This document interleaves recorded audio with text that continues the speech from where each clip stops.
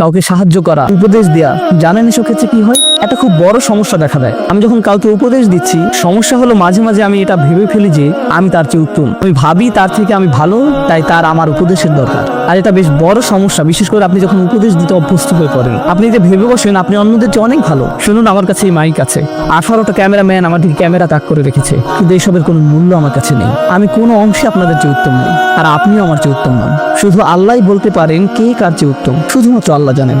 এসব কোনো মর্যাদার মানদণ্ড নয়, তা হতে পারে না। আল্লাহ কি বলছেন? ইন্না রাব্বাকা হুয়া আ'লাম বিমান দাল্লা আন সাবিলিহি ওয়া হুয়া আ'লামু বিল মুহতাদিন।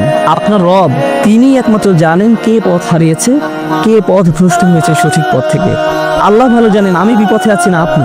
আমি তো এটাও জানি না আমি নিজে সঠিক পথে আছি কিনা, এতটুকু জ্ঞান আমার নেই। আপনাকে পথ নির্দেশনা দেওয়ার আগে আমার বুঝতে হবে আল্লাহ একমাত্র জানেন আমার মর্যাদা কতটুকু।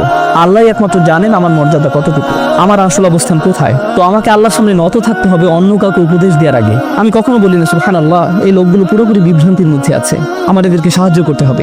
এটা ভাববার আগে একটু থামুন, আমি তো নিজের অবস্থান কোথায় তাও জানি না। আর দ্বিতীয়ত, যখন কাউকে উপদেশ দিচ্ছেন অথচ তারা আপনার কথা শুনছে না, তারা সেভাবে পরিবর্তিত হচ্ছে না যেভাবে আপনি চাইছেন, তাদের কোনো রূপান্তর দেখা যাচ্ছে না, এর মানে কিন্তু এই না যে তারা পথভ্রষ্ট।